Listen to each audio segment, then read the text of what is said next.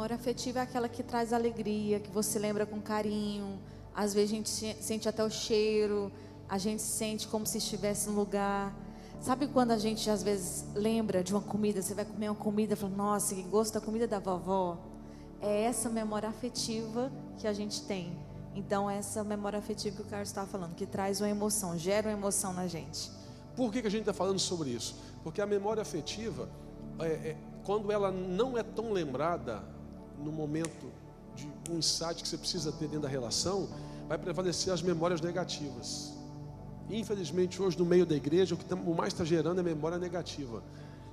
A mulher que está lembrando mais da imagem ruim do marido, o marido lembrando mais da imagem ruim da esposa, e está fazendo campanha na igreja para Deus mudar, está fazendo campanha para Deus mudar. Só que aí entra uma coisa que chama livre-arbítrio. Nem tudo Deus vai mudar. Eu vou falar de novo, nem tudo Deus vai mudar enquanto você não se posicionar. Sabe, poderíamos usar o lado emocional e falar assim, não, vamos fazer uma campanha de 70 dias, Deus vai mudar em 70 dias, aí não muda, fala, vamos fazer mais de 70, daqui a pouco fecha o ano, não mudou nada. Por quê?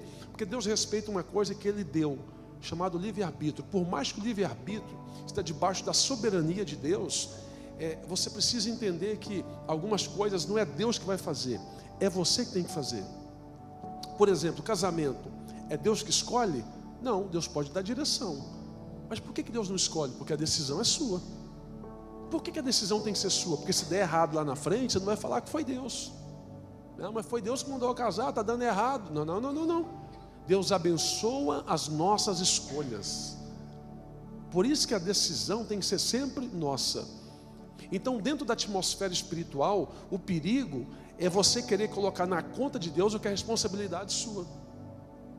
O que é responsabilidade sua? É tudo aquilo que você tem que fazer como mulher e como marido. Trabalhar e pagar a conta, atribuição do sacerdote. Cuidar da casa do marido e dos filhos, atribuição da esposa. Amar a mulher, atribuição do marido.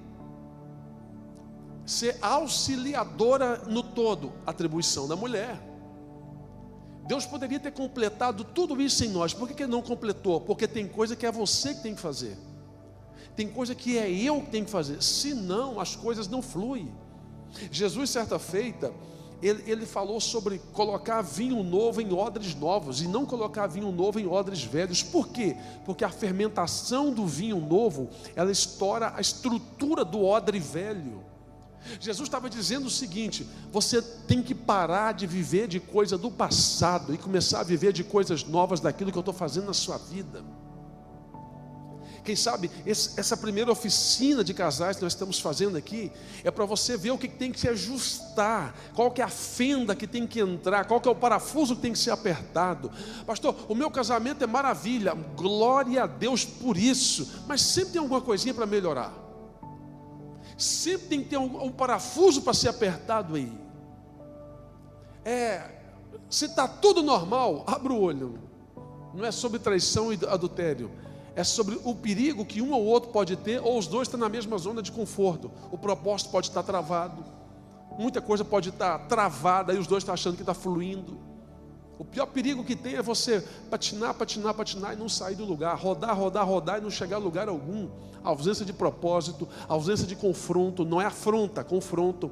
O que é um confronto positivo? É a mulher perguntar para o marido: amor, quanto você está ganhando? Como é que é esse negócio aqui?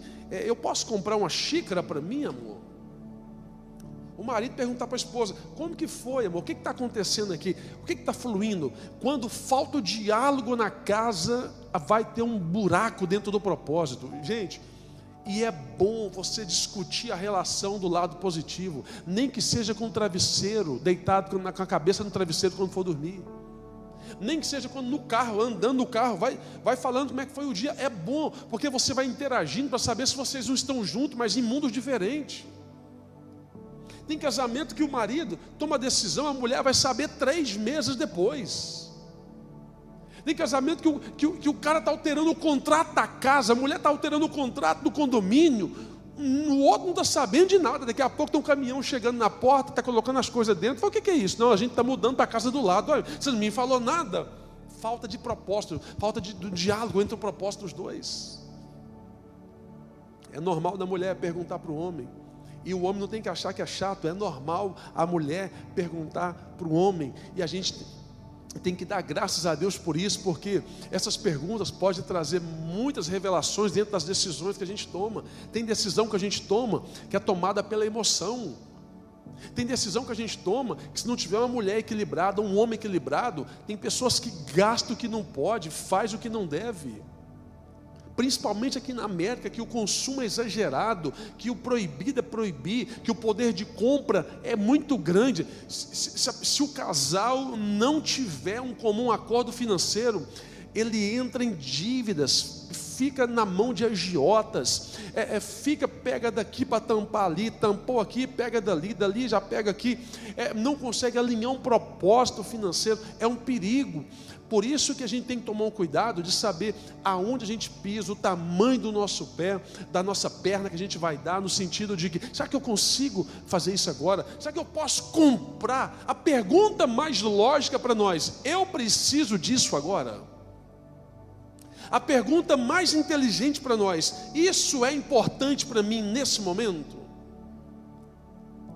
Quantos brasileiros nos Estados Unidos vive ainda da síndrome de parecer que eu tenho, mas eu não tenho. Ele precisa comprar um carro de luxo para provar para alguém, para ter aceitação num grupo, está pagando. Não, a gente tem que ter o melhor dessa terra, mas tem o melhor dentro da sua realidade de vida. Sabe por quê, gente? Senão daqui a pouco a gente está orando para Deus, falando que o devorador está na nossa casa, e Deus está dizendo, devorador? Não, você comprou sem falar comigo.